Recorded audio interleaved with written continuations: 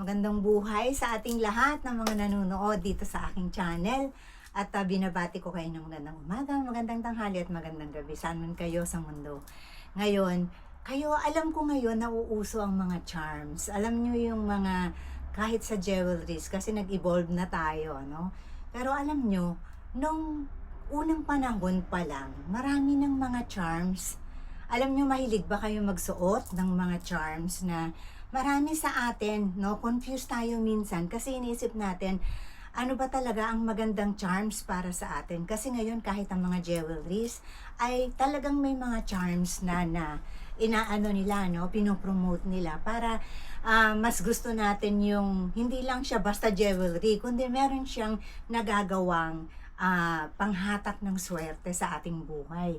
Ngayon, syempre nandyan, 'di ba, yung mga infinity, yung owl, yung marami horseshoe, yung mga ganon, ano, yung kung mahilig kayo sa mga ganyan sa charm, panoorin nyo itong video ko. Ako nga pala si Sheng Jinkai, ang inyong legit na pong si consultant dito sa YouTube channel. Medyo mahina yung aking boses, pero alam nyo, full na po yung sound nito, no? Kasi masakit po yung lalamunan ko dahil pag magdamag kayong naka-aircon natutulog, masakit po talaga sa lalamunan at nakakasipon. So, ito ngayon ang ating magandang topic dahil ang mga tao ngayon is masyado na tayong open-minded sa mga alahas. Ngayon, pagdating sa mga alahas, siguraduhin natin minsan na hindi lang basta assets ang mga alahas natin. Kailangan meron talaga ding connection sa Feng Shui. Anything about Feng Shui na pwede nating ma-connect sa ating mga jewelries na isinusuot sa araw-araw. Kagaya po ng mga ano. Alam nyo, kahit nung unang panahon, no, ang mga tao may alam na talaga tungkol sa mga charms o yung mga pang-akit. Hindi nga lang mga jewelries talaga nung unang panahon, ano, kasi only kings and queens and the royals ang may mga, syempre, affordable sa kanila yung mga talagang mga gemstones na mamahalin, yung mga golds and silvers, no, yung mga ganyan. So yung mga nasa lower levels, medyo copper, yung mga gano'n ng mga gamit lang nila. Pero mababae man o malalaki, talagang mahilig sa mga borloloy nung araw, no, nagsusuot ng mga borloloy ba yun, o kolorete, no? Sa panahon, kahit nung unang panahon pa, makikita ninyo, either hikaw yan, o locket, no? O bracelet, no? Yung mga ganun na ano natin. So, yung ano nila na yan, hindi dahil sa gusto lang nilang umaura sa bayan nila, kumbaga gusto lang magpa-cute. Hindi nila sinusuot yung mga ganun dahil gusto lang nilang magpa-cute, ano? Hindi rin nila sinusuot yung mga ganun para lang ipagyabang, or hindi rin nila sinusuot yun para kumbaga ano lang nila, no? Trip lang nila. Merong purpose ang lahat ng yun. Minsan, alam nyo, pinapatato pa nila yan sa kanilang katawan. Yung mga symbols ng charms, no? So, iba-iba talaga ang mga ano ng charms natin, yung mga inilalagay natin. So, yung mga tao kasi nung araw, gumagawa sila ng community na yung, kunyari, yung mga isang komunidad ng mga sinaunang tao, gumagawa sila ng community para maging matatag. Hindi sila yung magpapayabangan sa isa't isa, hindi sila yung para pabida sa isa't isa, hindi sila mga ganon. So, ngayon, alam niyo na yung buhay ngayon, di ba? Ibang-iba na talaga sa mga tao noon. Pero, ang mga sinusuot nila minsan talaga, sari-sari. So, hanggang ngayon, nag-i-exist yung mga yon. Patuloy na nag-i-exist hanggang ngayon yung mga yon. Of course, sa mga Christians, alam na natin, diba? Yung cross. There are many kinds of cross, no? Merong cross na maiksi lang yung itaas niya, merong cross na nasa loob, and then merong cross nasa loob ng circles. Depende sa mga style na gusto nila noon. So, syempre alam natin, being a Christian, talagang ano sa atin, no, parang pantaboy na natin yon sa mga masasamang espiritu kapag given na yon kapag tayo ay may cross na ano, no. Pero sa akin, kung mag-a-advise ako sa inyo ng mga charm na cross is mas maganda yung silver, no? Wag yung masyadong gold, hindi siya advisable pagdating sa cross, ano? So, ngayon, yung ano natin, iisa-isahin ko sa inyo. Para sa mga travelers natin dyan na nanonood, ang ano natin dyan is lagi kayong magdala ng, kasi yun ang mga parang patron ng mga travelers, yung Saint Christopher Medallion. So, yung mga yun, kapag magta-travel kayo, masiman yan or, o land or air, nagdadala sila ng mga Saint Christopher Medallion, ano? So, yun namang isa pang maganda rin na ano natin, of course, infinity. Yung infinity, kahit nasabihin pa natin na period of 9 na, tapos na yung period of 8, infinity is still infinity. But ito lang ang masasabi ko sa inyo talaga. Do not wear infinity kapag hindi kayo masaya sa buhay nyo. Kailangan magsusuot lang tayo ng number 8, no? Kung hindi, yung ilan sa atin hindi nakakaalam kung ano ang infinity. Pero yun ang ano natin, ano? Ang infinity is yung number 8 po. Kasi kaya sa tinawag na infinity is walang putol yun eh. Diretso yung kanyang pag-ikot, 'di ba? Pero kung kaya ang mangyayari, kung miserable ang buhay ninyo, ay forever din na miserable kapag nagsuot kayo ng infinity na pendant, ano po, or kahit ano, no? So, be sure na content kayo sa buhay nyo, you're happy, and masaya talaga yung buhay ninyo. So, continue wearing the infinity. Yun ang ma-advise ko sa inyo. And then, meron din tayo yung unicorn. Yung unicorn, di ba, marami na rin sa jewelries ngayon. Yung kanilang tinatatak doon sa mga coins ay unicorn. Yan naman po ay para sa justice. Kung kayo ay naaapi, kung kayo ay maraming mga pinagdadaanan na tinatapakan na kayo ng mga tao, maganda po yung magsuot kayo ng unicorn kasi that is for justice. So, I don't know kung ano naman kayo, ano, kung aware kayo doon sa ano ba yan, yung swastika. Alam nyo yung Nazi, yung sa ano no, ni Hitler, yung paganon siya at paganon. So, yung mark ng Germany nung araw, nung panahon ni Hitler. Pero baliktad po ang ikot kasi ginawa po talagang malakas din ang power noon. Kaya ang ginawa, pag ginawa kasi ni Hitler doon is binaliktad niya yung swastika. So, yung pag-ikot ng swastika, ang naging epekto ay pangit, 'di ba? Nagkaroon ng gera, talagang ang daming namatay. So, yung World War II, nangyari yun kasi binaliktad niya yung swastika. Na sa totoo, swastika is very powerful also. Pero yung maganda sana kung in a positive way. Kaso, negative way niya ginamit, no? So, yun ang naging resulta. And then, para naman dun sa mga who wants to pursue knowledge, no? Lalo na yung mga kabataan natin, estudyante, sayang hindi ko dinala yung ano ko eh. Meron tayo yung ano, yung owl. Yan naman ang mga symbol ng charm na maganda kapag mahilig pala aral kayo or gusto niyo maka-attain ng knowledge, kaalaman, katalinuhan. Yun namang symbol ng owl ang magandang gamitin ninyo. Ngayon mga kasyang-jingkay, kung nagugustuhan naman ninyo yung ating topic, paki-like and subscribe naman at paki-share na rin sa mga kakilala ninyo para tulong na lang ninyo din sa akin, ano? So, ngayon, sana yan ang ano natin. Salamat sa mga bago nating subscriber, no?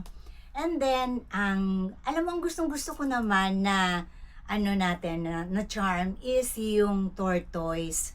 Alam niyo yung tortoise, pagong. Yung iba, ang iniisip nila sa tortoise, yung pagong, akala nila yung makupad, di ba? Yung mga ganon. Hindi. Tortoise is very strong. And, most of all, it represents the universe. No? Yun ang ano natin, ang representation ng ating universe, ang tortoise. Kaya, kung napapansin ninyo, kapag nagbe-bracelet tayo, may mga taon na nagbe-bracelet tayo na kapag pangit ang taon ay naglalagay tayo ng tortoise sa inyong mga bracelet para to make you strong, no? Yun yung ating purpose doon. And then, ano ba? Ano pa ba? Yung susi, yung key, ano? So, ngayon, depende kung ano yung ina-admire ninyo. Pero kasi sa Greece nung araw, ano? Ang representation kasi nung susi, na tatlong susi, kung maganda kung tatlo yung susi, ano? Kasi yung wealth, love, and happiness. Yun yung magandang representation. Tama ba ako? Oo. Love, yung key, ano? Yun, happiness, love, at saka wealth, no? Yun ang maganda, yung tatlong susi kapag yun ang mga nakita ninyo at talagang bibili kayo ng jewelries ninyo or ano, bumili kayo ng susi. Kung ang purpose ninyo is for love, so ang ilagay ninyo yung symbol na alam nyo ngayon ang mga jewelry makers. May alam na rin sila sa Feng Shui. So talagang ginagawa na rin nila yung kinoconnect na rin nila sa Feng Shui para mas nagdadala rin ng swerte. Hindi lang siya accessory sa buhay, hindi lang siya yung pang-display mo or ano. Kaya nga meron din silang mga victory, 'di ba? Yung letter V, yung singsing na letter V, ganyan, kunyari ganyan, ano, yung letter V. So it means victory. But then hindi ko masyadong ina-advise kasi yung victory, ano, kasi nga dahil araw kasi siya minsan, no? So nakaka-harm kapag may mga kasama ka, parang offending na nagkukwentuhan kayo, nakaturo sa kanila yung ano, no? Kaya nga hindi ko inaangat yung daliri ko, nandito nandito lang siya sa paa ko. So yan ang isa pa nating maganda, no? And then ito, kagaya nitong suot ko, dream catcher, ano?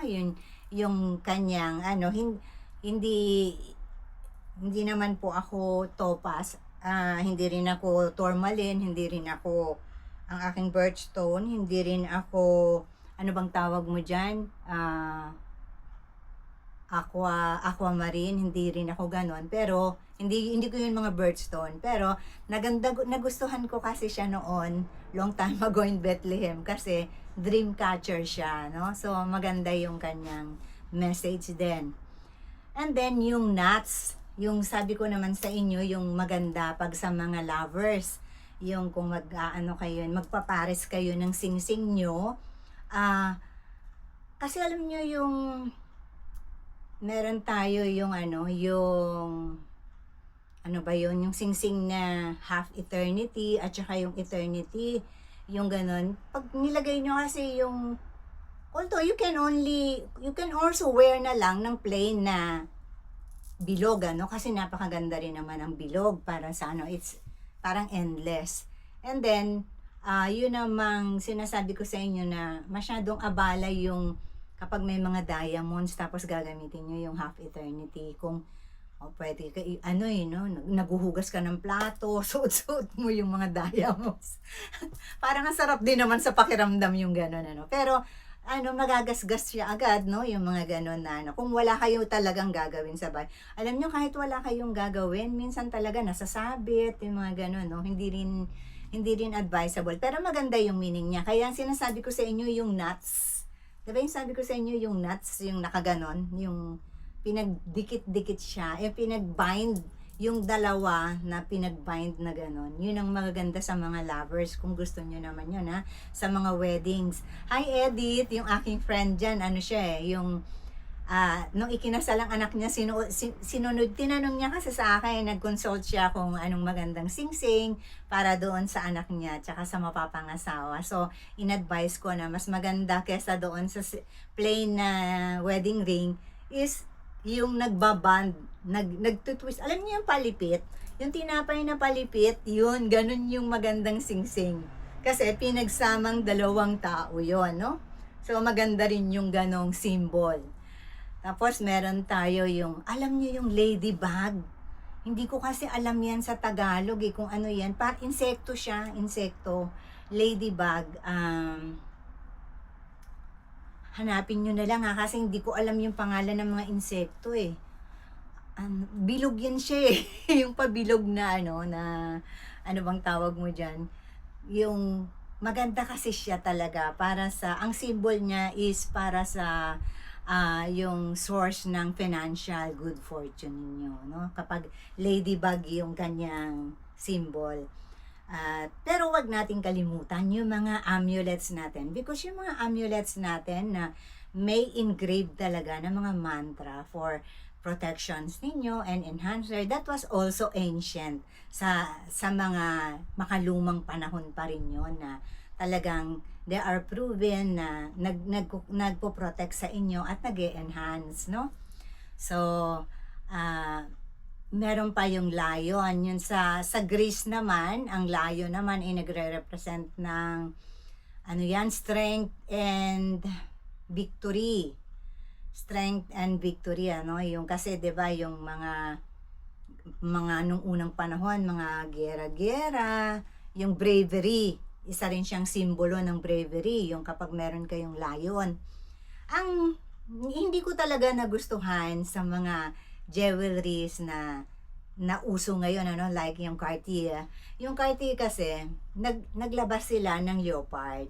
Yung leopard na nahuli. Alam niyo yung leopard kasi is a wild symbol, ano. Dapat yun, strength and courage ang kanyang representation. Kaso, ang nakikita nating mga leopard is yung ang pinalabas kasi ng Cartier is yung parang wala nang kinain, alam niyo yun.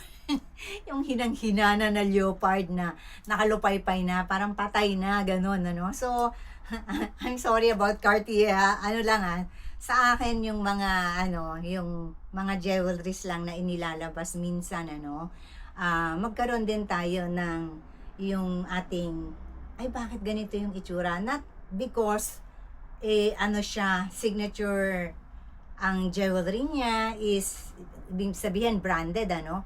Hindi porke branded, maganda na siya, no? So, and it will cost you a lot, pero pangit pala yung nagiging resulta sa inyong, ano, no? Sa inyong feng shui. So, ang isa pang napakagandang ano natin ay yung eagle, no? Yung eagle, it reference, alam nyo kasi ang representation, sa US, di ba, eagle yung kanilang, ano, ang kanilang symbol. Kasi, it's a symbol of Zeus, ang eagle, no? So, kapag maganda rin na meron kayong eagle, meron kayong, kay Inday Sara pala, no? So, ang agila. So, yun, maganda rin ang symbol talaga ng agila. At because you know naman, ang eagle, very smooth ang paglipad, no? Pag lumilipad. So, yun ang maganda rin na kung bibili kayo ng mga ano, no, ng mga charms, ng mga ano ninyo, maganda rin yung may eagle. And then, syempre, ano, ito very famous ito masyado, yung 4-leaf clover, ano. So, kasi yung 4-leaf clover is nagre-represent ng fame, wealth, sweetheart, at saka health, no.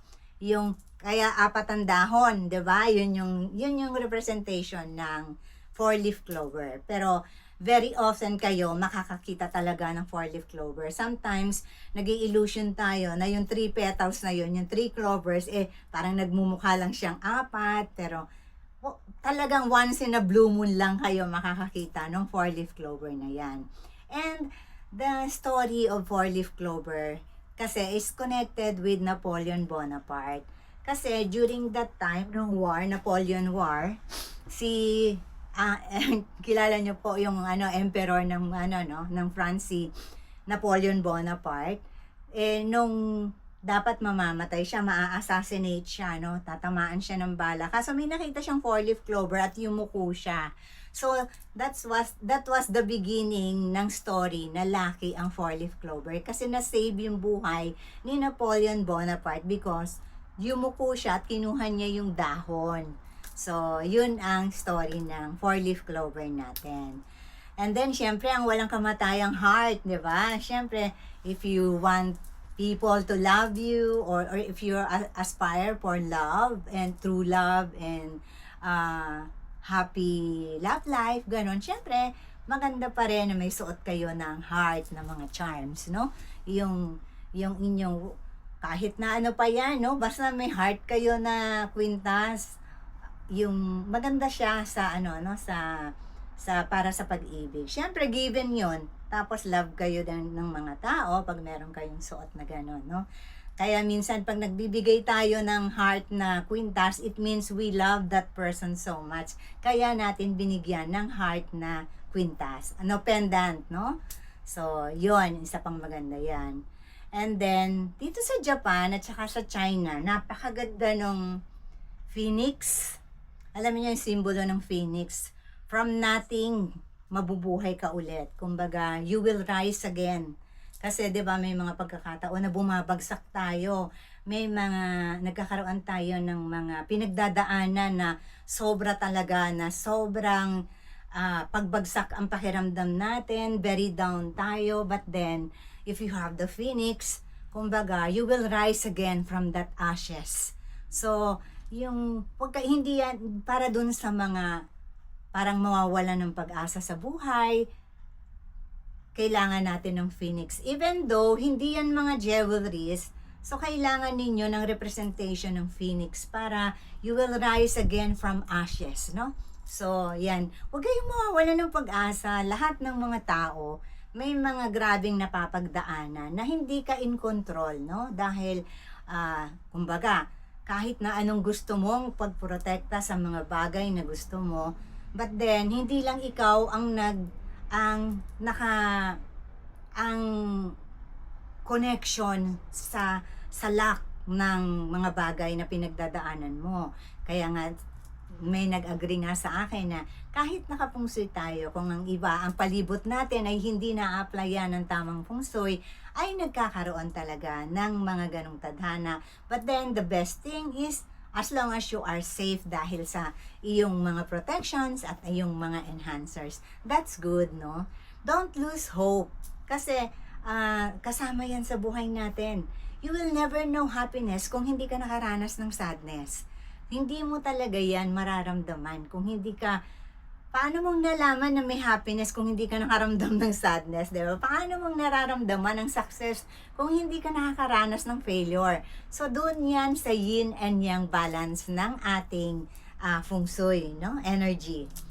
So, yon yung sa phoenix natin. And then, kasi ang phoenix din, no, sa Japan, nag-aano sa atin ng yun nga ng hope talaga, ng pag-asa na hindi tayo mawalan. And then I don't know kung nagagawa ninyo ito, no? Sa mga hindi bibili ng alahas, walang magawa sa buhay na talagang you can use, alam nyo nung unang panahon, yung abracadabra. Akala natin, simple word lang, pagagawa ka ng magic. Abracadabra. Ginagawa ko kasi yan sa anak ko dati, pag yung meron akong kunyari, wala, tapos mag-a-appear. Gumagawa ko ng magic para lang maaliw ang mga anak natin ng bata, Grabe. Talagang parang ang mga magulang parang baliw para lang mapasaya yung mga anak, no? So, pero alam nyo, nung unang panahon, napakabisa ng salitang abracadabra. Kaya lang, kailangan pa ganito yung shape ng abracadabra nyo, no? Yung A, sa baba, A lang siya. Maliit, no? A, tapos A, B, tapos A, B, C, yung ganon. Kasi yung abracadabra is also making your thoughts, no? Making your imagination real. So, yun isa ring mapapayo ko sa mga walang pambili ng mga charms. Hindi lang yung mga ganito na hindi nyo kailangang maggastos ng napakalaki sa charm, no? Of course, if you can afford na bumili talaga, yung mga taong gustong bumili ng jewelries, then yun nga na-advise ko sa inyo na gawin ninyong connected sa feng shui yung inyong mga jewelries para at the same time, meron na kayong assets, happy pa kayo, at saka well protected, no? So, yung mga ganon. And then, alam nyo yung acorn, kastanyas ba sa atin yun? Kastanyas yata sa atin yun yung acorn. So, let it dry, yung nasa ano pa siya, may matigas pa siyang shell, yun, i-keep nyo yun. Yung iba kasi noon, ngayon, ginagawa na nila yun. Nung araw, ginagawang silver yun or copper. Tapos maganda kasi yun. Alam nyo lahat ng charm halos, maganda yung kwintas. Kasi it's very near to your heart.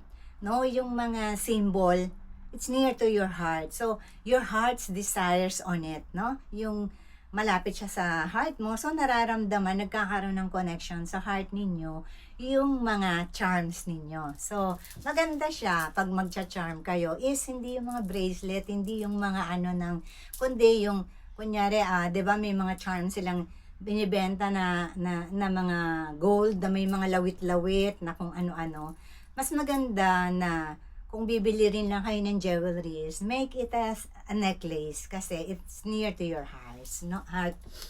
So, iyan, isa pang maganda. And then, syempre, given na rin yung ating mga birthstone. Ito, no, ang dami lagi nagtatanong sa akin. I already have 4 videos about jewelries. May mga gemstones na bagay sa inyo, no? Mga birthstones ninyo na magdadala ng good luck. And then may isa akong videos na mga bawal sa inyo. So, wag kayong tamarin minsan. Look at it, yung mga gemstones na nagiging kryptonite nyo, no? Yung naglalabas ng kahinaan ninyo. So, yan, panoorin din ninyo yan.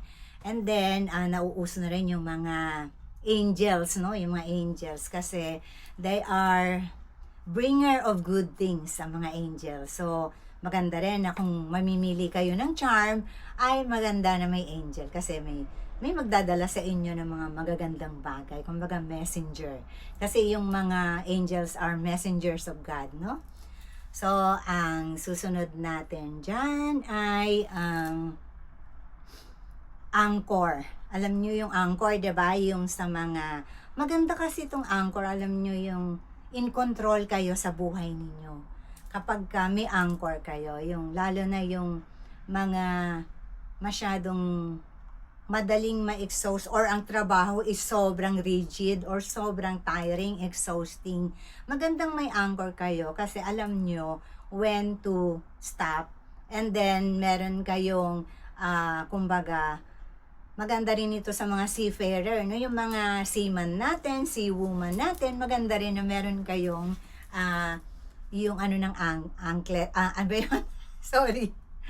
Yung anchor, no? Yun. Hindi po butter yung anchor, ha?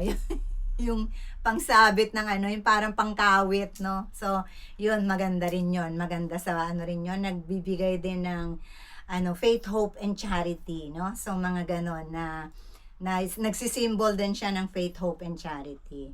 And then, yung crescent moon, alam nyo yung palaking buwan. Yung palaking buwan. Ngayon, yung palaking buwan is magandang yun, no? Symbol kasi waxing moon yun kumbaga, pa-improve ang inyong buhay. But then, dapat nating alamin na ang ating crescent moon ay dapat nakaharap sa kaliwa, yung kanyang letter C niyang ganyan is nakaharap siya dito. Kasi it means crescent moon. Kung mapapansin ninyo ang may mga branded tayo, no, na like yung C, yung basta may mga anything na nakaharap sa kaliwa lagi yung kanilang open para yun yung yun yung palaki. Pero kapag ka nasa kanan yun, watch out kayo pa sa mga ganong symbol, no? Kailangan ang moon ninyo ay lagi nasa kaliwa ang bukas. So, yan, isa pa yan sa ating mga talagang mga magagandang charm natin, Tapos, nandyan na rin sa atin ang cats, yung pusa. Alam natin yung pusa. Na kasama rin yan sa mga charms na maganda ang dala sa atin, yung kasi meron siyang ano bang representation ng pusa? Maganda kasi sa kanya yung yung black kasi nag-aano siya ng evil eye, nagpo-protect siya sa evil eye pagka mga black cat yung inyong mga, tapos nagre-represent din siya ng liberty, yung ano ba yan? Parang freedom, no, yung liberty. So, nung araw, maraming mga ganon dahil siguro dahil sa panahon ng hindi pa ang mga tao, hindi pa masyadong civilized ang mga tao, 'di ba? Maraming mga anong tawag mo dito, yung mga slaves nung araw. So, yan yung isa pang reason kung bakit, no? Yung nagsusuot sila ng mga ganyan. Tapos yung, ito maganda yung coins. Nangangalay kasi yung likod ko. Yung coins na damage or UP or ano, maganda yung mga ganun na coins, no? Yung damage siya or yung meron siyang butas sa gitna, yung hindi perfect na coin, no? So, doon naman sa mga sinasabi ko noon na yung mga sa coins kasi maganda talaga din yung year ninyo, but then hindi kasi ito maganda na binibili ninyo na may ganong year. Dapat kasi ito nakikita ninyo yung coins na, natanggap ninyo, tapos nakita nyo year of birth ninyo yung nakalagay.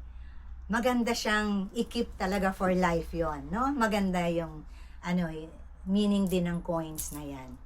And then yung meron tayo yung dragon, ano? So yung ano kasi sa China at saka sa Japan, merong ano rin sa kanila, pero hindi rin masyado sa ano sa Japan. Sa Britain, no, symbol din kasi nila ng ano ba itong ano nila, victory symbol, yung dragon, pagka mga dragon symbol of authority and victory. At yun yung symbol ng dragon, no? Actually, kasi nga dahil nakakalipad, bumubuga ng apoy siguro, pero talagang in ancient China, and they believe with that, ano, yung symbol ng dragon. So kasi parang sa kanila wala ka ng laban kapag yung dragon yung ano, pero as a human being na animal sign ng dragon, it's not really that kind of thing, no? So, yung ating nakikitang symbol ng dragon is very different sa character ng mga dragon-born babies. So, yan ang ating ano pa ba ang pwede kong maidagdag sa inyo sa mga charms natin. Syempre, no, yung minsan yung mga locket na may pictures ng ating family, no, yung mga lockets na ang mga charm natin is yung mga mahal natin sa buhay, nagbibigay sila ng strength sa atin. And then, at syempre higit sa lahat, ano, ang mga beads bracelet natin na connected sa feng shui, no? Yung ating mga beads bracelet, sila talaga yung, kasi, no, you cannot just buy kung saan-saan ng mga bracelet, kung ano-ano. Kasi kailangan talagang i-ano sila sa kung ano ang meron sa taon, kung ano yung sa inyong kapanganakan, yung kailangan hindi siya nagiging kryptonite sa inyo.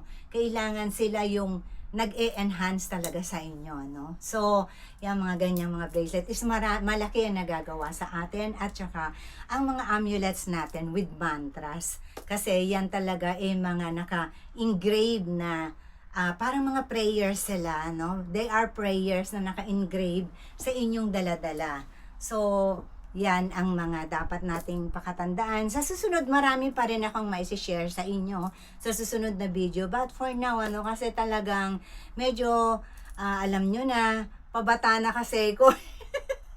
Pabatang isip na, kaya minsan medyo hindi magandang ating kalagayan. Alam nyo na yung nasabi ko na sa inyo noon pa man na talagang ever since I was a child talaga, sickly talaga ako, but then alam nyo, syempre through the help of God and sa mga protection natin sa feng shui, kahit papano, no, we achieve what we have right now, no? So sa mga ating mga kasyeng kay dyan, maraming salamat kila Sis Rizaida Otakan, kala yung mga walang sawa natin, kay Ligaya Dulba, kay Karen Alba, sa mga kay Malu Abisamis, sa ating lahat, sa mga walang sawang nanunood sa atin, ano, talagang hindi ko na kayo mabanggit isa-isa, pero talagang nakikita ko yung mga sa comment sections ninyo lagi. Sobra talagang thankful ako sa inyo, no, kila Jeng, nakalimutan ko yung apelido. Alam ko naman na iba kasi yung ginagamit nila sa minsan, no? Kasi nagpi-PM din sila sa akin. So, maraming salamat sa inyo. At kila Sis Mel, no? Kay dito sa Japan, kay Sis Anli, na walang sawang panonood, kay Sis Teng natin sa Canada, Kaya napakarami po, ang laki-laki po talaga ng utang na loob ko sa inyo at sobrang pasasalamat ko sa inyong lahat. Sana po ay lahat ng ka-Shenjinkai ay nasa mabuting kalagayan sa pagkakataon na ito dahil napakainit. May mga lugar naman na sa amin kasi rainy season na, no? So uso na naman yung mga flu. So mga ka-Shenjinkai, hindi ko man kayo nabanggit ngayon. Lagi ko kayong nire-replyan sa ating YouTube channel. Napakasarap po ng inyong mga messages sa akin. I love you all from the bottom of my heart. Maraming salamat. Bye for now.